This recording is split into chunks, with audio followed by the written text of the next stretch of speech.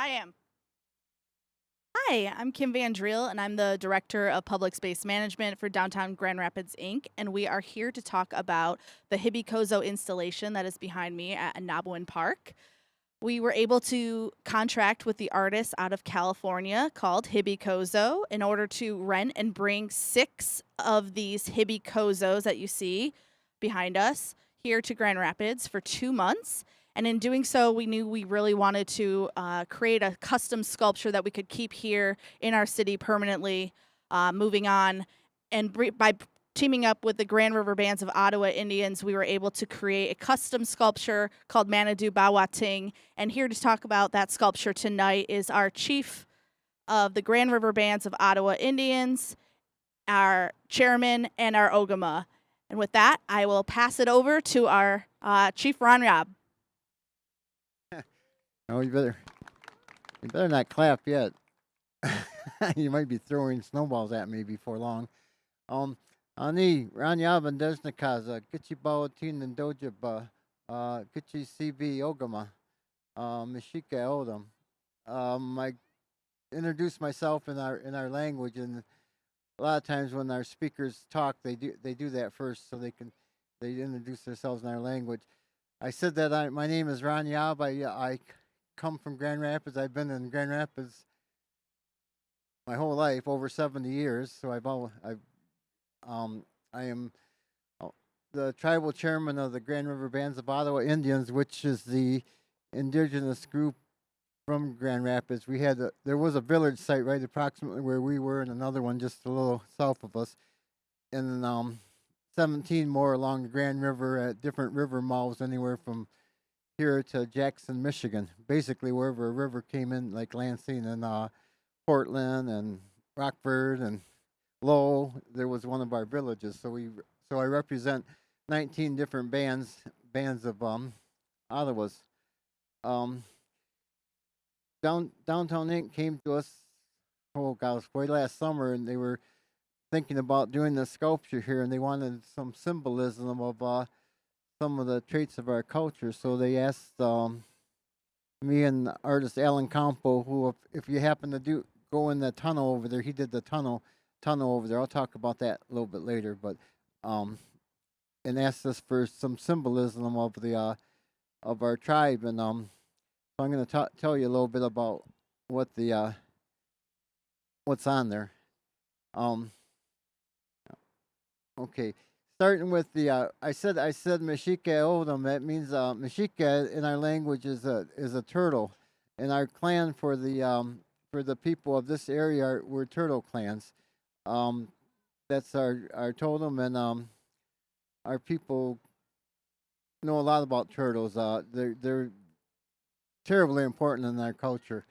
I was raised along by this river, um and when my mother would work, I'd stay with my aunt. She lived by Monroe and Leonard. There were houses back then at that time, and every year she would make me go get her a turtle. I had to go get her a turtle, and then she would eat that turtle, And I was bound because she was born in the 1880s, and she didn't talk a whole lot of English, but she made me go get her things like beyond turtles. I had to go get her squirrels and muskrats and deer and partridges and woodcocks, and she had specific fish. She had a big list, and I really think she made me do it to make sure that I knew how to catch these things, because she would just make me go after stuff, and then she lived that way. Um, I, and even though she ate turtles, I have to want to let you know that we're really not mean to turtles. Like, I have to tell you a story about I was a teacher in the Grand Rapids schools for 31 years, and I worked with Native students. There was a very high dropout rate at one time, and I was asked by people of our community to come in and do something and bring these kids back into an educational setting. Well, anyway, we'd take them up to Mackinac Island and for traditional studies and cultural teachings. And on the way back, we stopped in Ellsworth, Michigan once, and this boy come to me, and it was about the size of a $half. Probably a lot of people don't even know what a $half size is anymore, but it was a little tiny snapping turtle, and he asked me if he could bring it back to Grand Rapids, And I said, no, no, no, you can look at it, but you have to put it back in the water, where it come from. And he said, well, it's dead anyway. And I looked at it and I held it in my hand and it was kind of just sitting there and it sure looked dead to me, and I put it in the water and it kind of floated sideways. So I said, well, all right, you can bring him back. And we brought him back to school. And when we got, I took the kids. We had 2 van loads of kids, and we took them home. And I took the kids home, and I dropped off my stuff, and I went and got my car, and I dropped my stuff at my house. And when I did, I had that little turtle wrapped in a napkin, and I had put him in my pocket. And when I went home, I went and put him on my kitchen counter. And I went and dropped the vans off, got my car, come home. And when I went in my kitchen, I walked by my kitchen counter, and the turtle was gone. And I thought, oh my gosh, I thought a mouse got him or something got him. I didn't know where he went. And then I happened to look down the counter, and on the side of a plate, he was standing on his 4 legs, but he had one leg on top of the plate, and he was looking at me, like, oh my gosh. And I thought, oh my gosh, I sure didn't mean to take that turtle from his home. And so I brought him back to school, and I had aquariums at school, and the kids got to study him a little bit. And back in those days, we didn't have internet and got Google and anything like that. So the kids, I'd walk them down to the library, and they'd research stuff. And this boy come up to me that had found it, and it said there that when baby snapping turtles are handled by human beings, they play dead, you know. And that's what this turtle did. And so I left him in school for a while, but I didn't know if he had to hibernate or not. So I put him in a bucket and I filled it with mud, and I turned the bucket sideways so it was half on the ground and underwater. And I put him out in the shed behind my house. And I thought, well, we'll see. I don't know if they have to hibernate or not.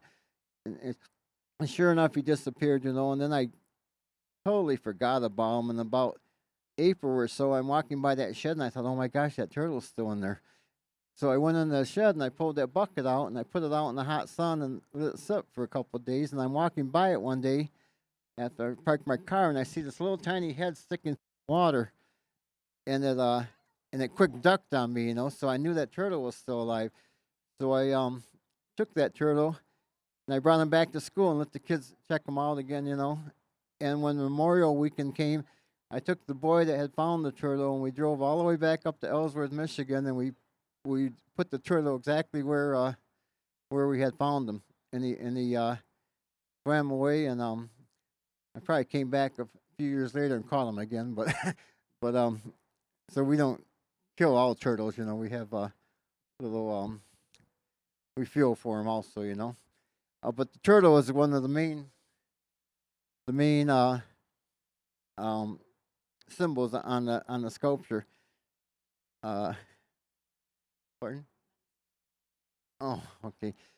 Just got a little card there, but I can't see. All I can see is bright lights on my face. Now I know how these rock stars act. I wonder they can't see things flying at them. Um, okay, on the top there we have a medicine wheel, and the medicine wheel is like one of our major important teachings. It's got all kinds of symbolism of what it represents. It shows our equalness to the center. It shows that things come around, and what comes around goes around. It shows us how, like when I talked about clans, when we have our clan meetings, we sit in a circle, because everybody's equal. There's nobody at the head of the meeting. And at, it can drive other cultures nuts because for instance, this park here, Ah-Nab-Awen Park in 1977 or 78. When you get my age, you can kind of fluctuate a little bit, but but when they dedicated this park, because this park at one time right here was a channel here. There was a side channel, and when they'd run logs and stuff through here, and if you ever see old pictures of it, it looked kind of like a sewage dump. But then after that, it evolved into a parking lot. When my mother would work downtown, this is the parking lot she would park in.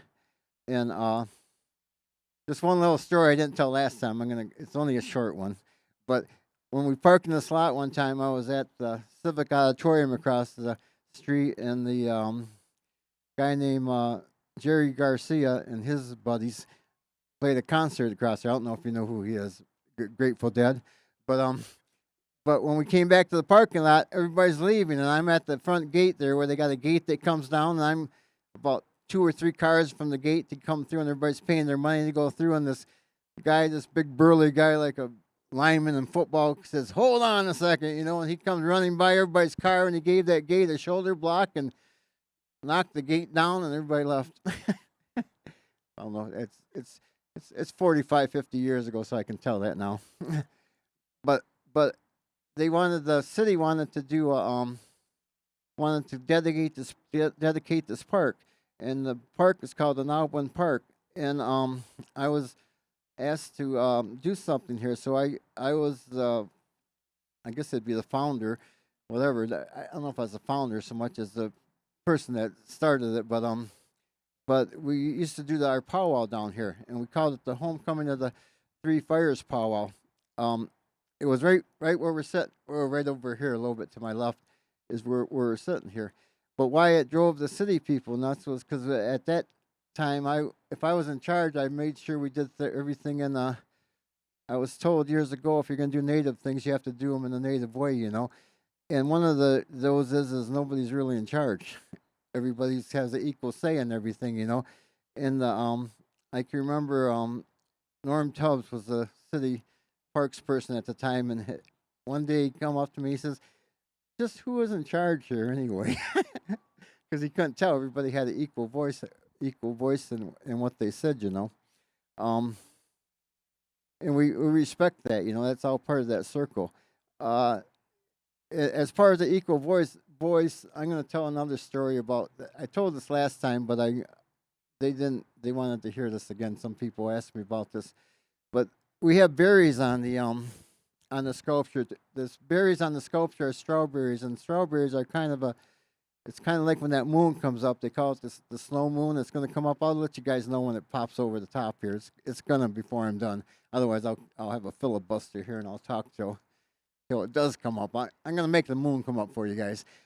but but anyway, the berries, snow moon is kind of a sign of the resiliency of the people to last the winter, and it's kind of the closing of the winter and the closing of the snow season. And as you can tell, we just had a bunch of snow around here the last couple of weeks, and it kind of signifies our resiliency of lasting. And the next thing that comes after that snow season is we have a strawberry on here, and the strawberry is it's really important in our cultural teachings too. In our language, a strawberry is called odamen. A min is a berry, like a shemen is a apple, or a showman is a grape. A daemon is a strawberry, and min means the berry, and ode means heart in our language. So we call it a heart berry. And a lot of the stories and teachings is if you have the resiliency to last through the winter, when the strawberry is the first berry of the spring, and it's very very very important to live through to that. It's kind of like it gives you a ticket to last another year. Um, but the story I'm going to tell you about is, and I'm going to tell you this because I've seen a lot of little kids walking around here. And I was a teacher, I told you, for 31 years in the Grand Rapids schools, and I've done 10 years at Aquinas College. So I somehow, my aunt, the curse is on her. When she raised me, she told me that whenever you learn something, Ron, you're bound to teach it to somebody else. So I took that to heart, because when old people tell you things, you got to kind of respect what they say. So I somehow ended up being a teacher. But but about the berry, I took my daughter out, and we went to we were going up to northern Michigan, and we were going up to by Northport, by Peshabi Town, to a powwow up there, and there was 3 carloads of people with us, and we camped out. And in the morning, me and her would go out and we'd catch fish, and we'd go out and pick wild berries, and then we'd have them in the morning, and with our pancakes and things, and our cereal, and we'd fry up the fish. And then these people, I said, "Well, have any of you ever been to?" Because they hadn't spent much time in northern Michigan. And I said, "Have you ever been to the Mackinac Bridge?" And they said, "Well, no." And I said, "Well, we're probably about an hour and a half away. Let's go." And being a teacher, man, you get 3 months off every year to just go play. but But anyway, so we went up to the Mackinac Bridge, and we're up there, and I said, "Well, have you guys ever been to Canada? Anybody here?" And they says, "Well, no, we never been to Canada." I said, "Well, let's go to Canada." And all this time, we're picking up and eating berries in Canada, and we're at this campground there on the highway that goes over Lake Huron, and we're up there and we're camping, and my daughter gets me up real early and says, "Well, let's go pick berries," and I said, "Okay," I'm a real early rising person, and she was too. So we're going around picking berries, and my daughter's real demanding. Like she expects things, just expects things to be. If you go fishing, you better catch fish, or if you go do anything, you better do it, and we're out for about 20 minutes, a half hour, and then my bucket, we had little buckets we got at McDonald's with the fun meals, and in my bucket I had like 3 berries in my bucket after about 20 minutes, half hour of picking. And I thought, now what the heck's my daughter's gonna be upset with me when she catches up with me because she's gonna expect there to be berries. And so all of a sudden I hear her hollering, "Dad, Dad!" And I said, "What?" And then she says, because I couldn't see her because the brush was so high, and she says, "What do you want me to do with all these berries?" I said, "What berries?" And she comes walking up to me, and she's got this whole little bucket full of berries. And I thought, now how the heck did she find all these berries? Because I'm looking all over the place, and I grew up in the woods, and I got degrees, and I'm an adult, and I should have all the berries, right?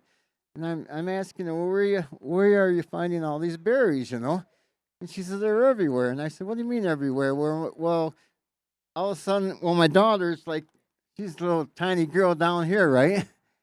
And she's picking them from everywhere, and they're all underneath the leaves, and I'm up on top here, and I can't see nothing. And well, the lesson of that story I learned was that I had to appreciate the perspective of anybody, even if they're a little tiny child, because sometimes these little kids can see things that you can't see. And in me, being big, I can never turn a blind eye to them, because sometimes it's kind of they're part of that circle, and they're on the other side, and they can see things. They can see things I can see. So she really taught me a lesson there. You know, it's kind of like I used to take my kids out, and a lot of times they'd be feuding it out about something. They got to be like a family. You know how brothers and sisters always have little discussions with each other sometimes that get a little hot. But but I used to have a beach ball I'd carry around with me, and it was a beach ball of the globe of the world. And I'd blow it up, and I'd take these kids out, and I'd hold that globe up, and I'd say to these kids, I say, "Well, what do you see?" And that person would say, "Well, I can see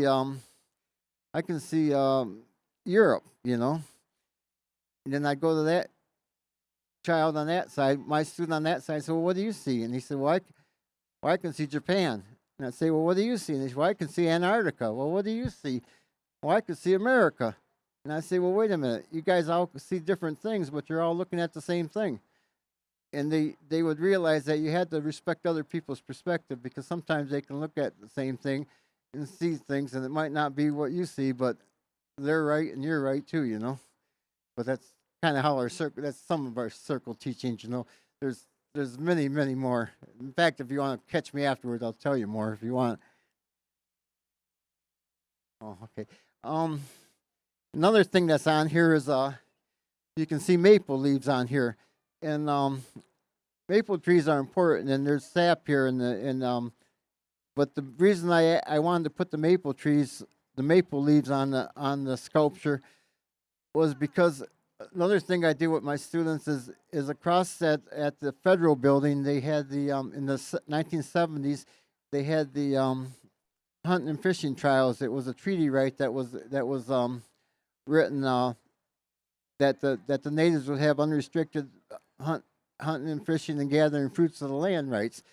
And I used to take my kids over there, my students, and we'd go in the courtroom and sit and listen, because there was a lot of history lessons there. It was kind of interesting though, because if you went to the court and they were arguing Indian treaty rights, there was a non-Indian judge, the recorders were non-Indian, the lawyers for the state were non-Indian, the MUCC lawyers that were friends of the suit were non-Indians, and the people that were defending the Indians were out of Denver, Colorado. and they were non-Indians. And so when I brought in about 30 Indian kids, it kind of everybody kind of blew them away, because they didn't expect the Indians to be at a court case involving Indian rights. But but anyway, one of the testimonies there was that that they tried to that in the 1836 treaty they tried to remove the natives from the Grand River Valley here, and that was during the time of Andrew Jackson and the Indian Removal Act, and the whole thought of the people was they were going to push them west of the Mississippi River, and just displace them. You hear about the Trail of Tears down south and the Trail of Death that the Potawatomis went through, but when our leaders went to Iowa and Kansas area, they refused to go, and the reason they refused to go, and this was brought up in those court cases, was because there were no maple trees there, and they weren't going to go to a land where there were no maple trees. So I wanted to make sure that we had maple trees in there. If you go by Grand Valley, across Fulton Street, there's a little park there called Bawating Park. In our language, Bawating means the rapids. Well, one thing there, if you read the plaque, there's 3 maple trees there, and it shows the unity of the Ojibwe, the Ottawa, Potawatomis, and one thing I was told years ago when walking through the woods with the elder was when I was to see 3 maple trees that were close together was to weave them amongst each other, and to show that unity, and that's what was going to happen with those trees there. But they planted the trees before I could get there, and they're too far apart. I would have planted them close by, and I would have had a real nice weaving going up there by now. I why I'm talking about those court cases, I want to tell one more thing I didn't get to tell last time. One of the testimonies at the court case was they wanted to know, it was a fishing trials, and they wanted to know, well, how did the Indians know how to make the nets? They said that it wasn't something that they should have, and when the treaty times were there, they didn't use nets. The lawyers claimed, and then the natives says, well, yes, we did. And they said, well, how did you ever learn to make these nets? And they told the story about how the people were hungry and they weren't able to catch the fish in their spawns and their runs and stuff, and they got together and they knew that food was there, but they wanted to know how do we capture it, and so the people after their council, they went back and slept on it for a day or two, and dreamed about it, and when they got back together in council, one of the elders come back and he says that he had a dream last night, and that a spider had come to him, and that spider showed him how to make a net. And the lawyers went nuts with that one because they said, well, you can't use a spider as your testimony, and the Judge Noel Fox allowed that to happen, that the actual gill net came from a spider, is how the natives learned to weave that net, This park right here, in 1855, there was an actual treaty signing here. I'll get back to Scout for a second, but while I'm thinking of that, it was a treaty for removal of the people from this valley. See, they tried to remove us several different times. If you follow treaties out there, the treaties, the first wave of treaties were to stop fighting and to lay down arms and exchange prisoners, things like that. Okay, that was the first wave of treaties. The next wave that came in around the 1820s to the 1850s was the treaties were for removal or for land acquisition. So they did different things to get the U.S. government to get title to land. The fighting stopped, but now they got the land. And then the treaties that came after the 1850s were for removal. So they first quit the fighting, removed, got the land, and then the 55 treaties, they removed the people, and they took a lot of our people up to in the Manistee area, Oceana, Lake County, but they started removing them in 1861, but 1861 was when the Civil War started. So what happened was the priority of the federal government wasn't necessarily to remove Indians anymore; it was to go fight the South, and so a lot of our people never got removed. So a lot of our bands got broken up and distributed around the state, but a lot of the people continued to stay here. I have my great great great great grandfather was actually a signatory to that treaty, and then the great grandfather and the grandfather and my mother. So I'm the seventh generation from that from the treaty signings of that. And then 2006, it's called the 1855 treaty, but they had to take it back to Washington to any corrections and to let Congress vote on it, and then they brought it back. And then so in 1856 they did the signing here, and like in 2006 and the 150-year anniversary, I actually brought the original document here, and they brought it in. Couriers from the National Archives in Washington D.C. carried it here, and it was displayed at the Ford Museum for 30 days. And I did that for our Native people, for students, for law people, for just people that were interested in that. And we actually brought the original document here at that time. Oh, okay. Um, there's a big braid of sweetgrass coming up here too. I'm not sure if any of you people are familiar with sweetgrass, but sweetgrass is it's a grass that it's one of our we have four herbs that are like our pretty much our priority. Like we have tobacco, sage, sweetgrass, cedar. Sweetgrass is used for all different things. There's a lot of medicinal things people use it for, and depending on who you're talking to, they'll use it for. They use it all different ways. Um, there's a braid of it on there. We made sure to put that on there. I used to collect sweetgrass. I don't do it so much anymore. I used to go to Wapo Island and collect a lot of it, and I remember one time I was there and I was with a lady that was probably in her 80s, and she was taking me out in the marsh and we were collecting it, and we were out there for probably half hour, 45 minutes, and I had a little tiny clump of sweetgrass, about maybe an inch around, and I thought, man, this stuff's hard to find because it grows all with the regular grasses. You got to kind of pick it out of the other grasses. And this lady called to me and says, "Well, can you take this clump of mine to the car?" And I went by her, and she had a great big clump about 4 or 5 inches around, and old lady, but she showed me how to pick that um that grass, and I still pick it. I have it's it's it's used a lot for smudging and for basket making, and it's used for trim on the black ash baskets, and it's used for a lot of stuff in our culture. Black black ash. I'm going to talk about black ash for 1 second, just because that's another thing we made black baskets out of. We're losing the emerald ash borer came in, and it really destroyed the black ash in Michigan. I think they're starting to make a slow recovery, but I don't. I go in the woods a lot, and I don't see a whole lot of little trees. And most of the big ones are passed on. My aunt that raised me would. A lot of the natives around here would make baskets. There's a basket weaving in here in this sculpture too, and that was one way they could make money. My aunt would used to make baskets, but when she would go back the next year and try and sell her baskets, and she'd get like 15 cents for a real nice basket. Um, the people would say, "Well, no, your basket was so well built that it lasted a year, and we don't need another one." So my aunt figured out how to make she made fishing creels. And if you catch fish and you leave a little fish residue on the bottom of the mice, will eat the bottom of the basket out. So the baskets would last about a year, and they'd have to buy another fishing creel. So she taught me to make fishing creels instead of baskets. So I made back when I was younger. I made a lot of fishing creels. On the bottom of the sculpture, you can see it there. There's three fires.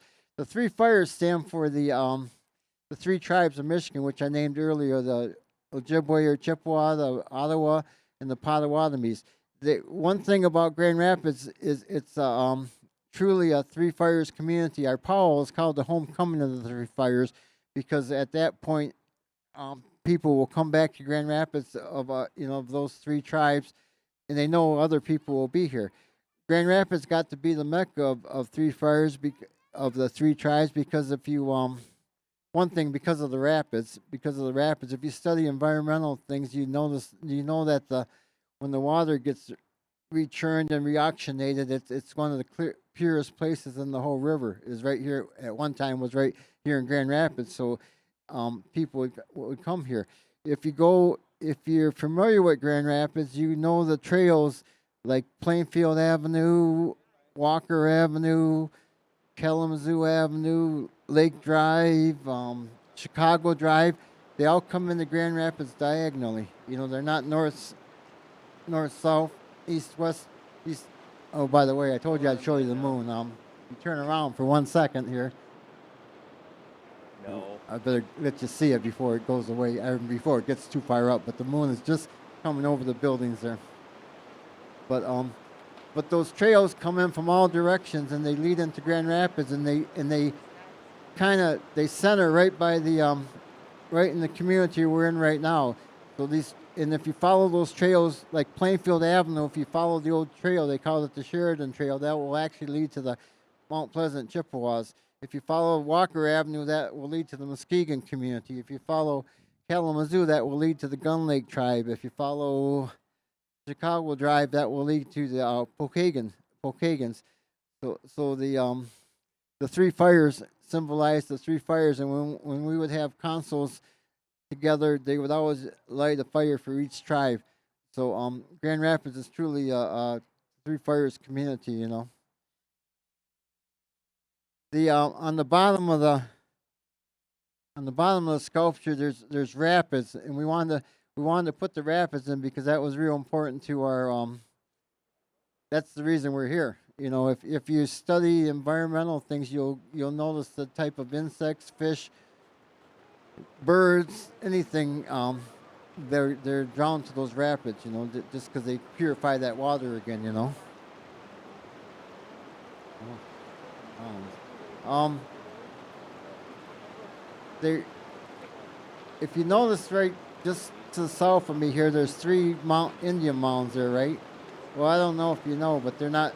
Like I told you before, those were this was a parking lot. It was a water channel in the parking lot, and those Indian mounds over there are land sculptures, you know, that were put in back in the 1980s. You know, I was on the historic commission at that time, and if you ever go read the plaque there, and it took me about 3 or 4 meetings of lively discussions, but they finally put a little statement on the bottom of that plaque. It says they're symbolic of mounds that once stood here, because a lot of people seem to think that those are real Indian mounds, but they're not. They're not real Indian mounds.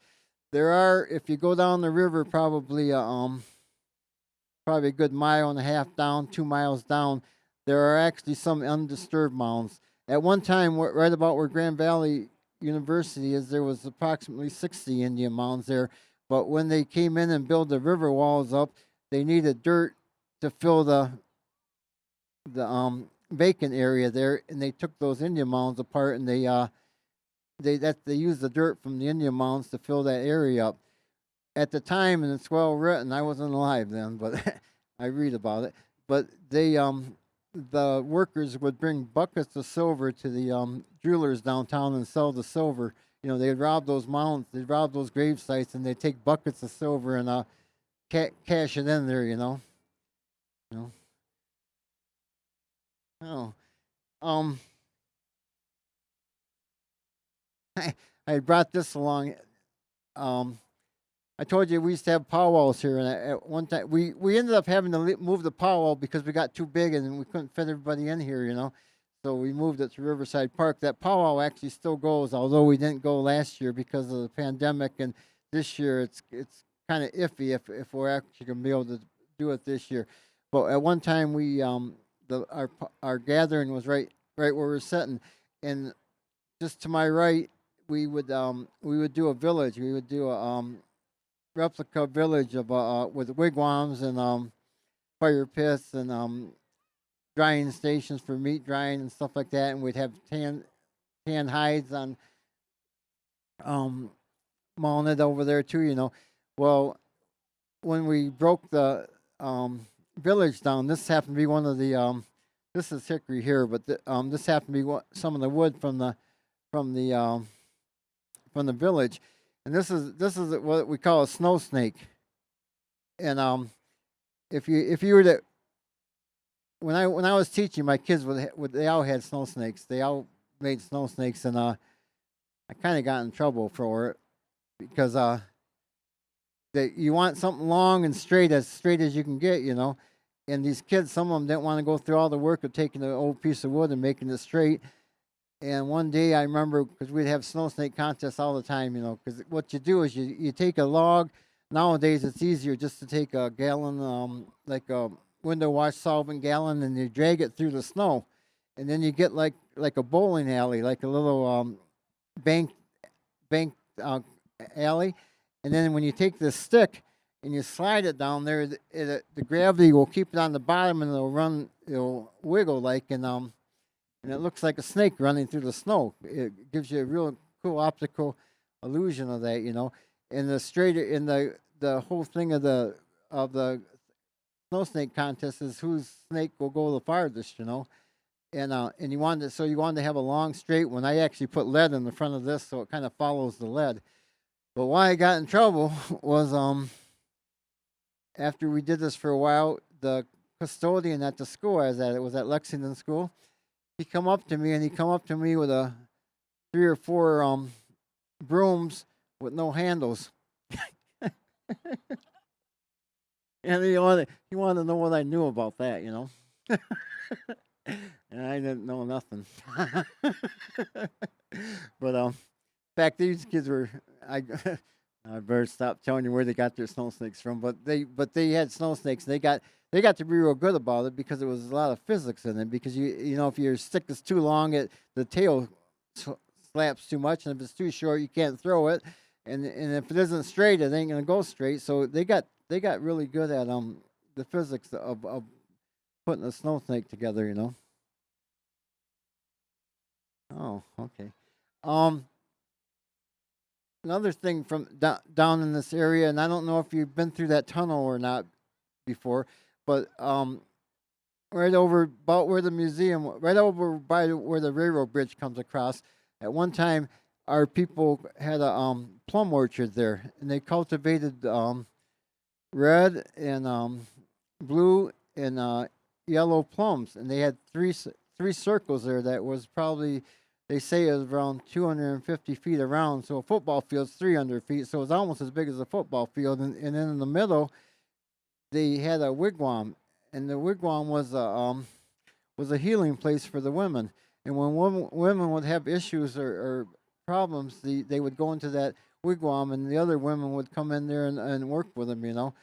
And well, when the city started to grow and the the settlers started coming in, and the Indians were starting to be removed, the powers to be at the time went over there and they burned the plum orchard down. You know, just that they didn't want. It's kind of like when these girls throw their boyfriend out, they'll take all their clothes and all their whatever and throw it in the front yard and have a big fire. You know, get out of here! I don't want to remember you. Um, but anyway, they took the plum orchard and burned it down. Well, the downtown Inc. people were good enough. They says, "Well, can we do something to commemorate that?" And so they allowed me to put a plaque there, and they planted one plum tree there, and that's more symbolic of the orchard that was once there and the healing that was done at that time. If you get a chance, go read that plaque. It's by the bathrooms over there. And one thing it promotes is it promotes the people to come here in peace, and then when you're here to exist in the harmony of the moment of being here, and then to leave on a healing path, you know, and it promotes because I know a lot of people like will come to the Amway Grand across here, and they'll come here from all over the world, you know, and then when they come here, I want them to have feel the harmony of Grand Rapids and feel the good feelings from here and take it back to their homes when they go home. So a lot of those thoughts go all around the world. It's kind of like the plaque at Grand Valley by the Bawating Park, where I told you across from Grand Valley there. The plaque that's where one of our villages were. And when they did the footing for the S curve, they disturbed the village. If I had more time, I'd tell you the whole story how I got the plaque there. But the plaque honors the school, and it says the ancestors would be glad that a establishment of education was built here, because people from around the world come to Grand Rapids and go to that school, and when they get their lessons, they take them home with them. So Grand Rapids has a way of reaching out to the world in certain ways, and we want them to leave here with a good experience and good feelings about our town, so we try to promote harmony and peace and such. I'm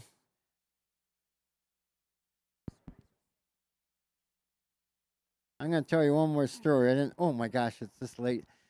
Um, I'm gonna tell you one more story. It's almost spring, and one thing that comes here in spring, I used to always ask my kids, why do the robins go fly south every winter, and they'd give me all different reasons, but I'd always tell them the reason they fly south is because it's too far to walk.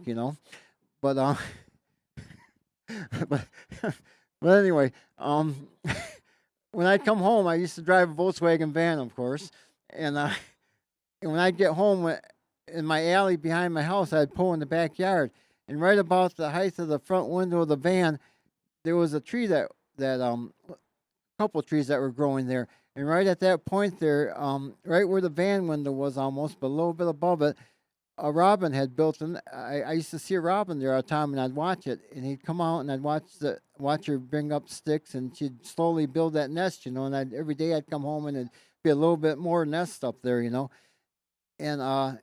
and then sure enough, I'd climb up on this kind of by the seat of my van on the fender, and I could look in that nest, and sure enough, there was some robin eggs in there after a little while. And then after a little while, that robin sat down, and pretty soon I could hear that chirping going on. And if you ever seen a little baby bird, they look like a big mouth with no hair. They're all kind of skin. But that mother would I'd watch her, and she'd go around walking around the yard, and she'd pick up worms, and then she'd bring them up and feed those babies. And then pretty soon the babies would fly around, and they'd fly around the tree, but right in the branches, but they'd never go very far. And then pretty soon I seen those babies going down to the ground, and they'd be walking around. They'd do a little dance, and then they'd peck with their nose, or their beak, I should say, and they'd come up with a worm. I wish I could be that good, but they'd come up with a worm. And then one day I come home, and when I parked there, and this nest was right in front of me, and I come home, and there was no the nest wasn't there, and I thought, what the heck. And I looked around the ground, and there's that nest. And I thought, oh my gosh, I thought a squirrel or a cat or something went up there and took that nest out of the tree. And so I was going to be the good guy, right? I went and picked up the nest, climbed up on top of my van, and went and put the nest up in the tree. And then all of a sudden I come home the next day, and the nest is back on the ground again. So I put it up in the tree, and I'm watching it to see who's messing with it. And then all of a sudden I watched it, and that mother robin went and knocked that nest out of the tree. And it was and here I was thinking I'm helping these robins and their babies, but the mother was. See, I had to figure out that what she was trying to tell me. And when that mother first, she taught those little babies how to. She fed them and grew them. First she laid on their eggs and hatched them. Then she fed those babies and showed them what food to eat, and then she showed them how to fly from the branch to branch. And then she actually took them down the ground and showed them how to pick food up and how to tend for themselves. And then it got to be later in the year, and it was time for them robins to go, and that mother tore the nest out of the tree, and they couldn't go back to it. And to me, I liken that to parents that raise their children. And when they raise their children, they have the mothers will have those babies, and they'll nurture them when they're tiny babies, and when they get bigger, they'll start learning movement. Those kids will start learning movement, and then pretty soon those kids will learn to feed for themselves. But at some point in life, you're gonna, and it's real cruel, but all you parents out there are gonna have to tell your kids it's time to hit the road. And but you have to do that. If you don't take that nest out of that tree, they're gonna always come back to it. And you have to teach them right when they're young, or otherwise, when they get older, they're not gonna know enough that they're gonna be the next generation to teach the next generation. So my teaching was to not to let that robin mother that let that mother knock that nest out of the tree and let those babies know that that it's time to go on your own way. I I've got a whole bunch of requests. I guess I'm kind of finished now, but I got a whole bunch of requests from people. They want me to sing a song, and in fact, but I got to tell you about this song first, then I'll sing it for you.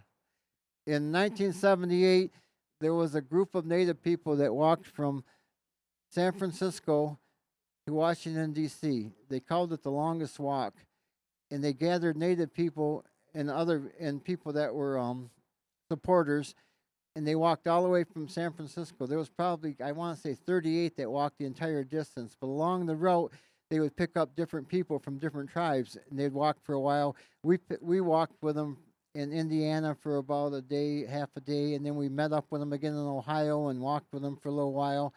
And then when they ended up in July, they ended up in Washington D.C. We walked that last down Pennsylvania Avenue.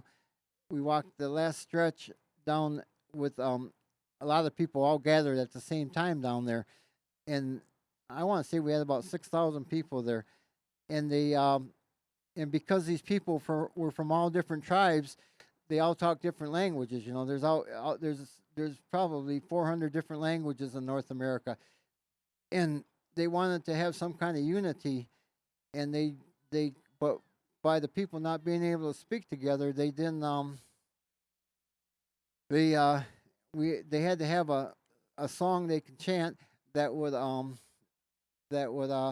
everybody could do. So the elders come together because we had councils all night, different nights before the walk, and they came to us with a song they gave the people of that walk a song that, and they said to use it in your communities and take it back home with you. And when you have gatherings, and it don't matter what the gatherings, it could be for a birth, it could be for a graduation, it could be a birthday party, it could be honoring someone for something they did, it could be for a funeral. The songs all depend on any song is on the beat. You can make my kids at school. They were real good at this. They could make people by their drumming. They could make people dance. They can make people laugh. They can make people cry. They can make people angry. They just by the beat. Of that song. So you can use the same vocalese or song to do that. So I'll sing that song for you. I wasn't gonna do it, but I got too many people wanting me to. Um, and I'll kind of do it as a traveling song for you people to go home with. And if you eh, eh, I didn't talk about the spirit of the river yet. I didn't even do that yet, but I'm getting cut off here, so I'm gonna have to do this because why it made me think of that was I talked about the spirit of that river. I'm going to do one more thing, then I'll do the song. One thing I told the people here last time is that river there is about 11,000 years old, and when that river first formed from the glacier deposit, it started making a sound, and it started making a kind of energy or hum. And if you study physics and physics of sound, sound does have energy. And that river has never been quiet for over 11,000 years. It's always, if you go close to it now, it'll make a sound, and it's never been quiet. It's never been quiet for that long. And the other thing I should have told the people last time too was, you're some kind of I'm not that up in science, but there's some kind of ionic connection that river right there. If you were to stick your toe in it or finger or go by it, you're actually connecting yourself to the ocean. I mean, there's a bond that goes that far. That river connects all the way to the ocean. But anyway, when I talked about the spirit and I sang the song last time, I started singing it, and all of a sudden I heard it echoing off the Ford Museum, and I thought, what the heck. I didn't. It kind of scared me.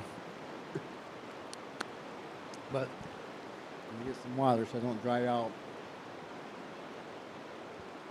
I gotta watch it. Last time I just started singing, and it's pretty loud, so everybody jumped about a mile. All right, ready to jump? Okay. And and we usually have a drum. Like I said, if you go to any gathering that we have with natives, we'll always have a drum there. And the drum isn't just for North America. There's a drum in every country in the world. I don't care if it's even a little island. Everybody has a drum because they use that to promote their heartbeat. But I don't have a drum. So what I'm going to do is I'm going to pound my chest. And if you guys want to pound your chest with me, you might be able to get that feeling too.